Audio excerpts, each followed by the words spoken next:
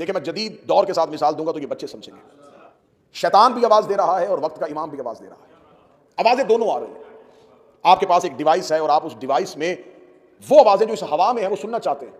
उस डिवाइस के अंदर एक ऐसा ट्रांसमीटर है कि जो इन आवाजों को कैच करके आपको सुना सकता है, लेकिन उस डिवाइस को आप हाथ में पकड़ेंगे तो वो कैच नहीं करेगा। आपने उसकी फ्रीक्वेंसी को सेट करना है। जैसे जैसे आप सेट करेंगे तो जैसे ही उसकी फ्रीक्वेंसी उसके साथ मिलेगी, आवाज आपको क्लियर सुनाई देनी शुरू होगी। सही बात है क्या? इमाम की आवाज आ रही है, हमारी फ्रीक्वेंसी सेट नहीं है।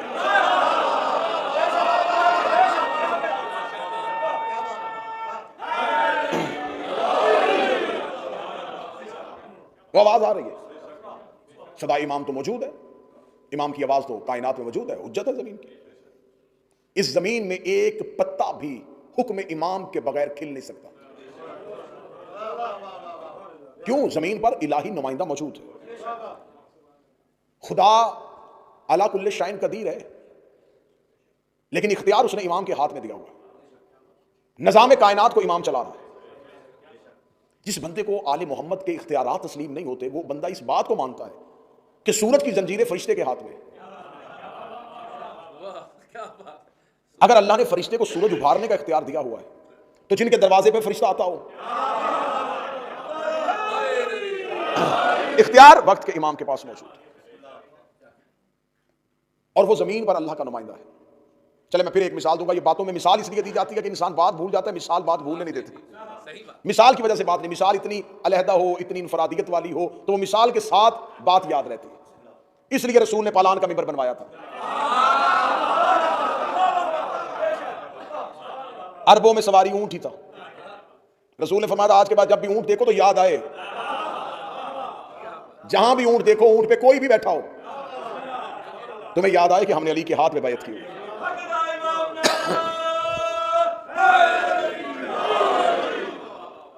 जमीन पे अल्लाह के नुमाइंदे का इख्तियार क्या है? अल्लाह ने जिसको नुमाइंदा बनाया वो इख्तियार किया। अल्लाह ने बगैर इख्तियार के भेजा हुआ।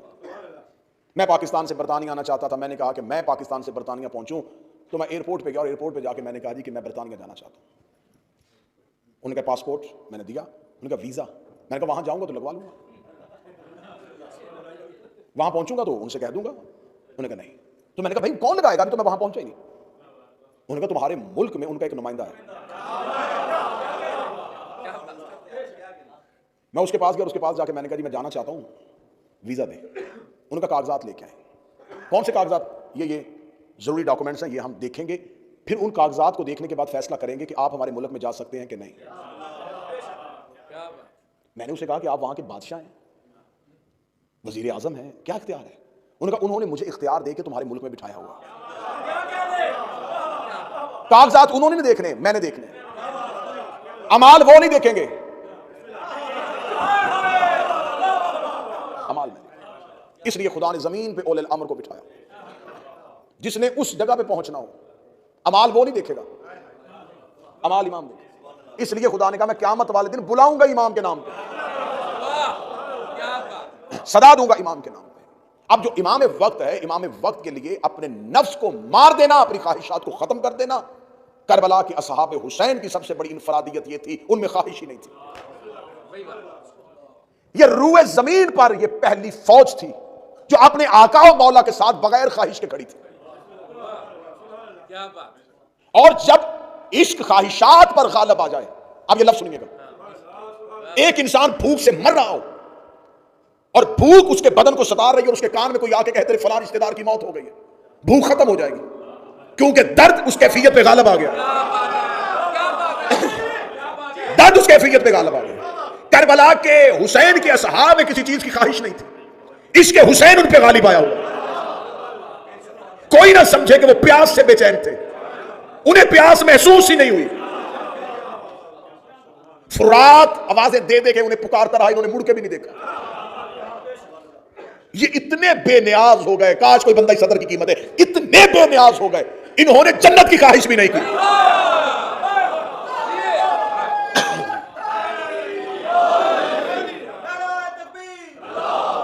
आपकी मजलिस के कल का टाइम में अनाउंस नहीं कर सकता। मैं कर दूं, मैं कर दूं। आप कर दीजिएगा।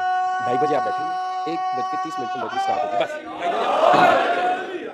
मतलब बात की जाए, इन्होंने जन्नत की ख्वाहिश भी नहीं।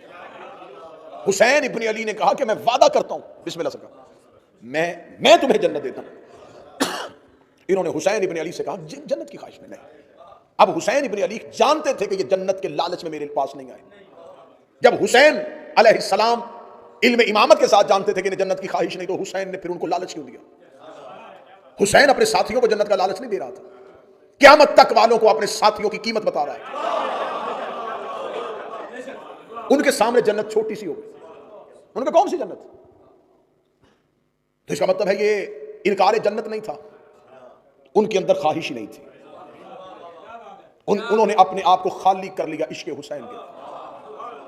क्या घर, क्या कबीला, क्या कौम, क्या खानदान, क्या भूख, क्या प्यास, उनके अंदर सिर्फ हुसैन था।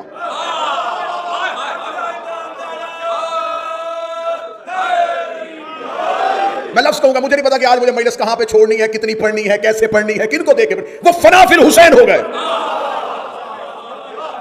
वो गर्ज हो गए हुसैन में, इतने इश्क हुसैनी के अंदर डूब गए, उन्हें सिवाय हुसैन के कुछ नजर नहीं आ रहा। नेज़े की अन्नी की उन्हें तकलीफ हो जो हुसैन में जा चुके हो, न तीरों की नोकें उन्हें कुछ कह रही थी, वो मुस्कुराते हुए नेज़ों के सामने जा रहे थे। ये ऐसे इश्क हुसैनी में फौलाद बन गए कि इनके सीनों ने नेज़ों की अन्नियों को मोड़ दिया। ये इतने फौलाद बन गए कि इनकी गर्दनों ने खंजर तोड़ दिए। ये इश्क हुसैनी में फौलाद हो चुके थे।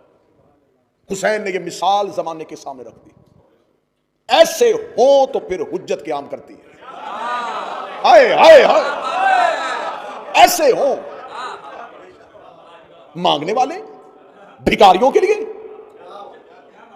मैंने पहले कहा था कि मैं खुद को तुम में शामिल करके पढ़ने लगा हूं। किसको, किसके लिए? भिखारियों के लिए हुज्जत क़याम करें। ये भी दे दे, ये भी दे दे, ये भी दे दे, ये भी दे दे, ये भी।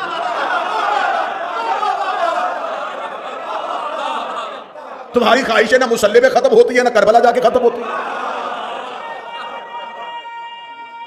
क्या बात है।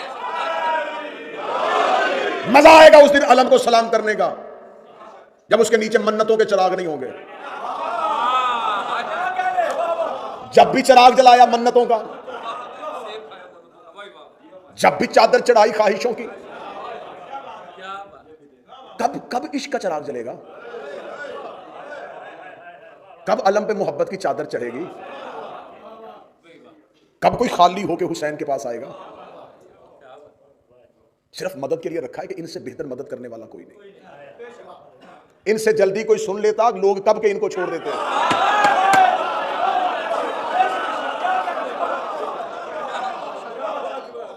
तुमने रेस्क्यू के लिए माना हुआ है, इनसे बेहतर मदद कोई नहीं करता, इनसे जल्दी मदद के लिए आता कोई नहीं।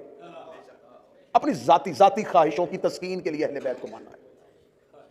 अहले बैत के लिए अहले बैत को किसने माना है? कुछ दे के हुसैन के पास आओ, कुछ छोड़ के हुसैन के पास आओ, लेकिन नहीं। हुसैन ने करबला में वो मिसालें पेश कर दी कि ऐसे होंगे जिनके अंदर कोई ख्वाहिश नहीं होगी। किसी ख्वाहिश के लिए इमाम के पास नहीं आएंगे, इमाम के लिए इमाम के पास आएंगे।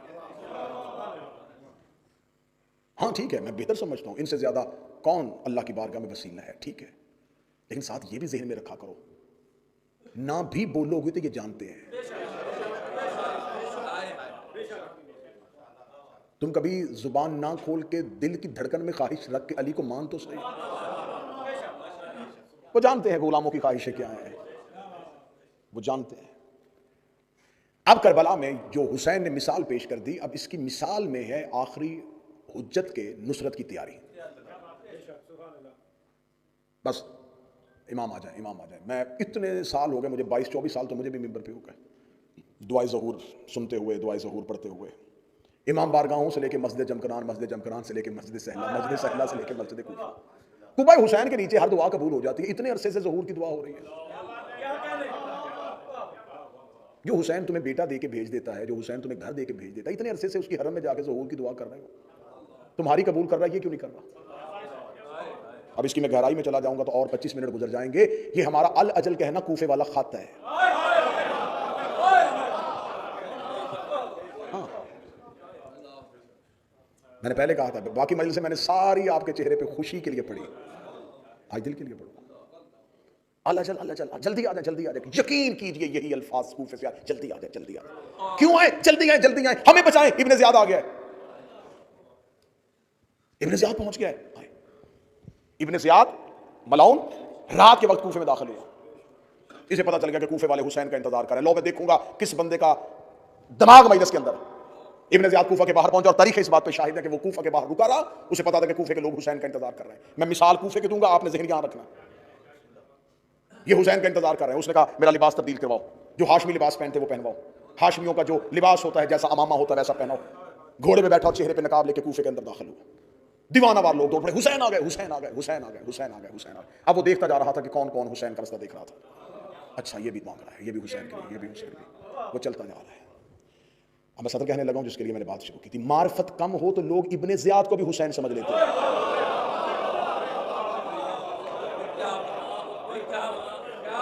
मौला हुसैन इज्जत अता करे। मारिफत कम हो, उनको सिर्फ और सिर्फ इतना पता था कि हुसैन का लिबास ऐसा है। जिसने लिबास से इमाम पहचाना उसने इब्ने ज़ियाद को भी नहीं पहचाना। और उसी कूफे में एक बुढ़िया रहती थी, शोर हुआ कूफे की गलियों में, हुसैन आ गया। उसने अपने घर का पर्दा उठाया, यूं देखा, कहती हुसैन नहीं है। उन्होंने कहा लोग जा रहे हैं, हुसैन आ गए। उसने कहा हुसैन होता तो रात की तारीकी में ना आता। यह हुसैन के आने का वक्त ही नहीं है। कितनी डूबी हुई थी मार्फत इमाम में, उसे खबर थी कि इमाम के आने का असल वक्त क्या है। और तारीखों में एक और शख्स का कहा है, उसको भी कहा गया हुसैन आ गए। वो भी बाजार में गया और देखे, कहने हुसैन नहीं। जो कहेगा हुसैन क्यों नहीं, तुझे हुसैन की निशानी का पता? उसने कहा हुसैन होते तो दाएं बाएं अकबर अब्बास हो। उसे इमाम के आने का वक्त पता था और उसे यह पता था कि इमाम के साथ कौन कौन आएगा, इमाम के साथ कौन कौन आएगा। यही वजह है कि जब इधर से दज्जाल कहेगा कि मैं आ गया हो, उधर से मेहदी कहेगा मैं आ गया हो, आधे दज्जाल की तरफ दौड़ पड़ेंगे कि यही मेहदी है। जो महदी के पास जाएंगे उन्हें पता होगा अकेला नहीं आया, 4 नबी पीछे आ रहे हैं।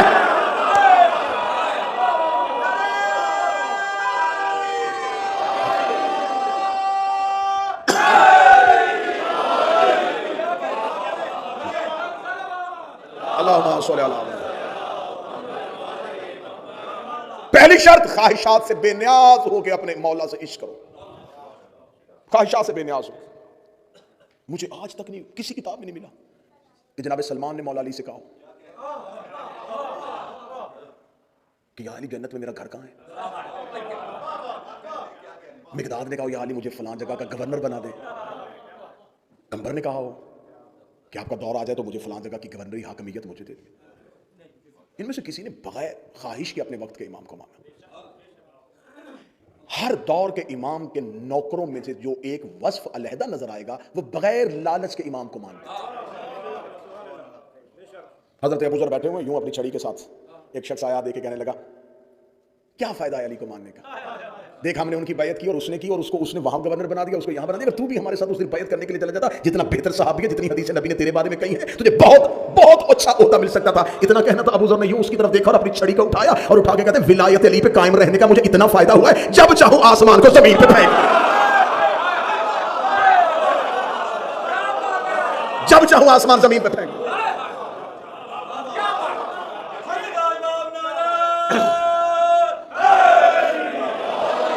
विलायत अली ने मुझे गनी कर दिया, मोहब्बत अली ने मुझे दुनिया से बेन्याज कर दिया। पहली शर्त ही उनमें ख्वाहिश नहीं होती। दूसरी शर्त यह होती है कि उन्हें इमाम के बारे में आगाही होती है, वो अपने मौला की खबर रखते हैं। सारी की सारी ज़हूर की जितनी अलामात लिखी हुई हैं, ये होगा ये होगा ये होगा ये होगा ये होगा, इतनी वाज़ेह निशानियां लिखी हुई, इतनी वाज़ेह निशानियां लिखी हुई कि जमात सानी के निस्फ से बारिशें शुरू होंगी और रजब के निस्फ तक आएंगी। इतनी बारिशें होंगी, इतनी बारिशें होंगी, इतनी बारिशें होंगी कि कब्रों में हड्डियों के ऊपर गोश्त आना शुरू हो जाएगा।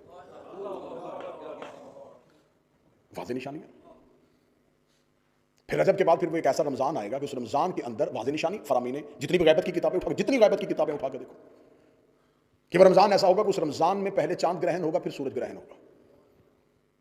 मौला फरमाते कि उस रमजान में जब शब कदर के अमाल कर लो तो अमाल करने के बाद अपने घरों की खिड़कियां बंद कर लेना और शीशे के करीब न रहना। एक जोरदार धमाका होगा, जमीन लरज जाएगी। आज के दौर की ये आलमी जंगों की पेशन गोई है। आलमी जंगें शुरू हो जाएंगी। वाज़ेह तरीन हदीस की किताबों में कौन सा मुल्क किस पे हमला करेगा, कौन सा मुल्क किस पे हमला करेगा, कौन सा मुल्क किस पे हमला करेगा, ऐसी अफरा तफरी का आलम हो जाएगा। ईरान की हुकूमत 7 हिस्सों में तकसीम हो जाएगी और ईरान सिमट के खुरासान में आ जाएगा। जो ईरान खुरासान में सिमट के आ जाएगा तो उस वक्त मसूम फरमाते हैं कि शब आशूर होगी। शब आशूर को खुरासान से स्याह परचमों के साथ 10,000 का लश्कर मक्का की तरफ बढ़ना शुरू होगा और एक खुरासानी है जिसकी क़यादत में उठेगा। जब मैंने ये निशानी पढ़ी तो मैंने देखना शुरू कर दिया किस मुल्क का परचम में स्याह है। मुझे नीले पीले सब्ज परचम नजर आए, एक ही नजर आया कि स्याह परचम सिर्फ अब्बास का है। और शब अशूर में अगर स्याह परचमों के साथ उठना है तो ये कोई जुलूस आ रहा है जो मक्का की जानिब बढ़ेगा। आशूर की सुबह किताबें कहती हैं कि ये निस्फ शब से लेके अव्वले वक्त तक का टाइम होगा। आशूर का दिन होगा, बरोज जुमा होगा।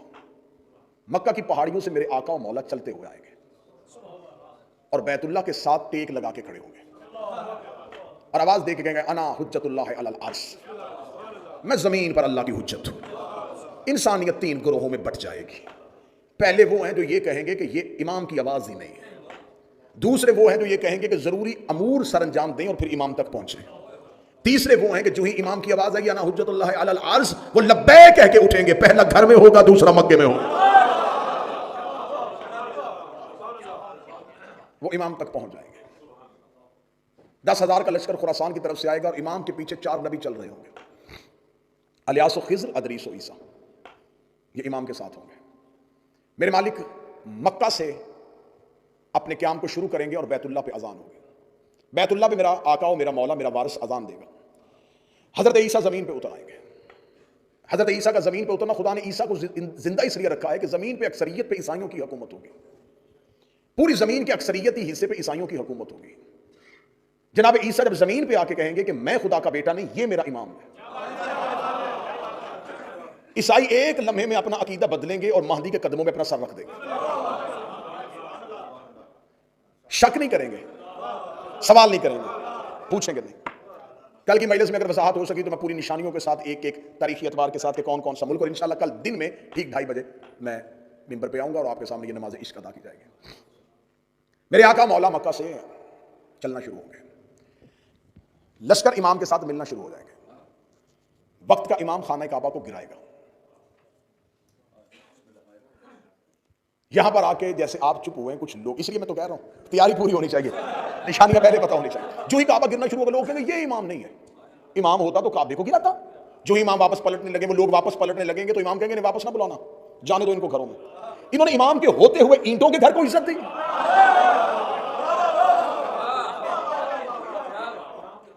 इमाम के होते ईंटों के घर को इज्जत दी।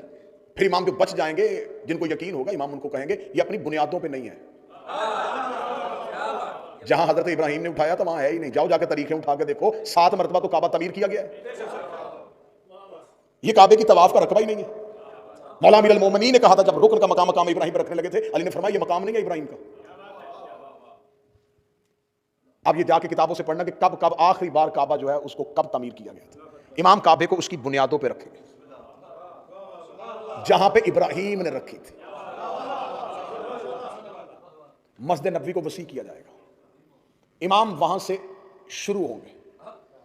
जमीन और आसमान पे जहां जहां आका और मौला के मानने वाले हैं वो मक्का पहुंचना शुरू होंगे।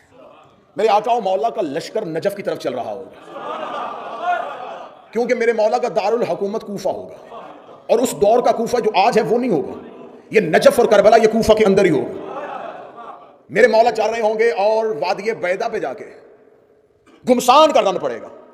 सामने से इब्लीस अपने पूरे लश्कर के साथ महदी का रास्ता रोकेगा।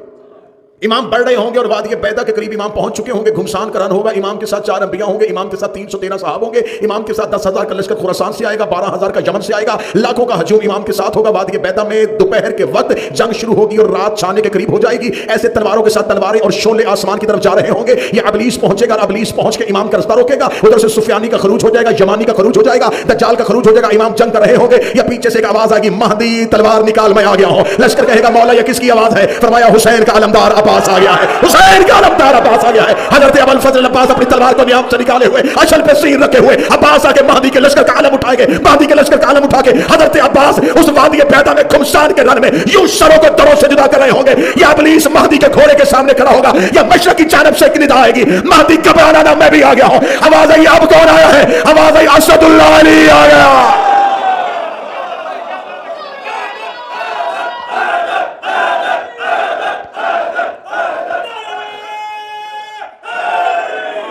करबला से एक लश्कर लेके हुसैन उठेगा,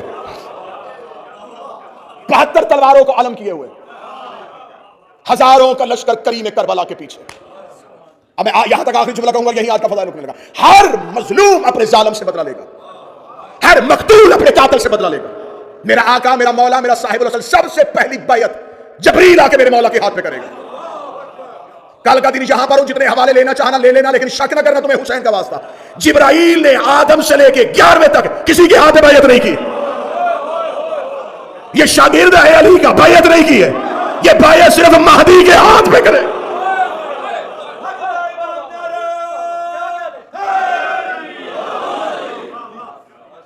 मंसूर फरिश्ता 4000 का लश्कर लेकर करबला से निकलेगा, मलाइका का। ये 4000 वो मलाइका है जो 10 मुहर्रम नुसरत हुसैन के लिए जमीन पे उतरे थे। मेरे आका मौला नुसरत से इनकार कर दिया था, अल्लाह ने अर्श पे बुलाने से इनकार कर दिया था। तुम्हें हुसैन के लिए भेजा था, अर्श पे ना आना, जाओ कब्र हुसैन पे बैठ जाओ। ये 4000 फरिश्ते आज भी मंसूर फरिश्ते के साथ कब्र हुसैन पे बैठे। आज भी मंसूर फरिश्ता करबला के बाहर हुसैन के ज़ायरीन का इस्तकबाल करता है।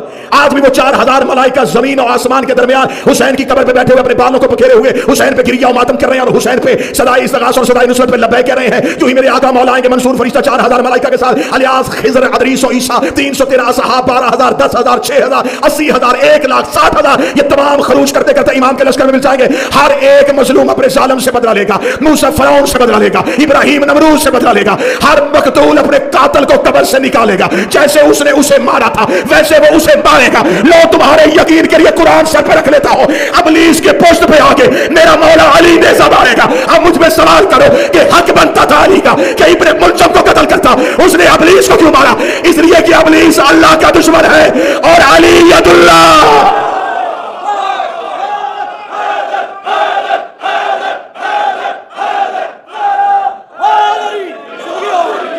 अल्लाह के दुश्मन से बदला, अल्लाह के दुश्मन से बदला अली ने। जमीन अदलो इंसाफ से भर जाएगी। इराक से, हदीस कहती है, इराक से अगर कोई औरत जेवर से भरी हुई शाम की तरफ पैदल सफर करे, उसे कोई नहीं देखेगा। वहशी दरिंदे घरों में रहना शुरू कर देंगे, जहरीले जानवरों के जहर का असर खत्म हो जाएगा। जमीन अपने खजाने उगल के बाहर फेंक देगी। सोना और चांदी जमीन पे बिखरा हुआ पड़ा होगा और महदी के नौकर ठोकरे मार के चल रहे हैं। मेरे आका का सदका उतारने वाले होंगे, लेने वाला कोई नहीं होगा।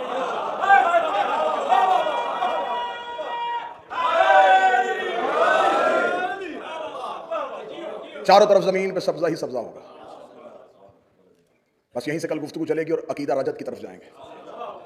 ये मजहब शिया की मुसल्लमात में से नहीं पढ़ा जाता, नहीं सुना जाता, नहीं इसको बयान किया जाता, तो यह अलग बात है। मुसल्लमात मजहब शिया में से है अकीदा रजत। सरकार वारिस से जमाना के बाद आइमा के दौर का पलट के आना।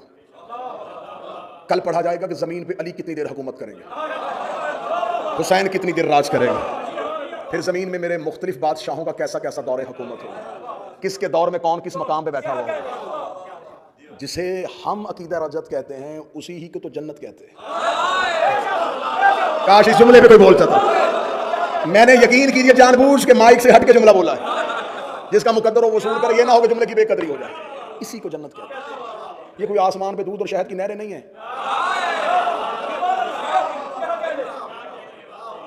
ये कोई अल्लाह ने आसमान पे कोई अलहदा ही कायनात नहीं सजाई है। जो जिस इमाम के दौर में उठेगा वो उसकी जन्नत होगी। ना इब्लीस होगा ना शर होगा। कैसा वो दौर होगा। ये वो लोग होंगे जिनमें ख्वाहिशें नहीं होंगी। अगर उस दौर में पलटना चाहते हो, अब्दुल्लाह इब्न मसऊद को हाकिम शाम ने अपने दरबार में लाके लाठियों के साथ, छड़ियों के साथ मारवाना शुरू कर दिया। जख्मी सहाबी अली का बदन की पसलियां टूट गई, दर्द से कराह रहा था, ये तक से नीचे उतरा। मलौन करीब आके कहने लगा, सहाबी है तू, हाफिज़ कुरान भी है, तेरे लिए इतनी रायत कर देता हूँ, बता कैसे मरना चाहता है, जैसे मरना चाहता है वैसी मौत देता हूँ। टूटी हुई पसलियों के साथ अली के सहाबी ने आंखें खोल के कहा, वैसे मरना चाहता हूं जैसे 12वें के दौर में तू मेरे हाथों से मरना चाहता।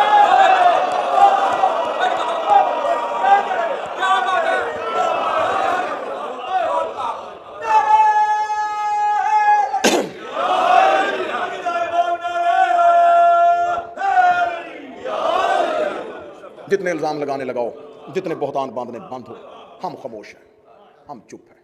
हमारे इंतकाम का दौर शुरू ही नहीं हुआ। लेंगे इंतकाम जब वारिस आएगा। पूछेंगे एक एक का गिरबान पकड़ के। जब हम मिंबरों से अली के फजाइल पढ़ते थे तो तुम ही मजमों में बैठ के दूसरे के कान में बातें किया करते थे। अब आया है मेरा आका, इनसे पूछ के ये कौन है। जुबान कट सकती है, जिस्म और रूह का रिश्ता टूट सकता है, हक के ज़हरा को नहीं छुपा सकते। जिंदा ही मोहम्मद की बेटी का हक पढ़ने के लिए इससे भी ज्यादा सजा दी जाए। जिला वतनी क्या चीज है? एक वतन से निकालोगे, हुसैन की आशिक हाथों पे उठाते हैं। हमारा कोई वतन नहीं है, हमारा वतन वही है जहां अली के शिया बैठे। हम जब हुसैन के मकतब में दाखिल होते हैं तो घरों को भूल जाते हैं। ये बच्चे, ये हमारी औलाद है, ये नस्ल हमारी नस्ल है। घरों से निकले हैं मोहम्मद की बेटी का हक पढ़ने के लिए, आखिरी सांस तक पढ़ेंगे।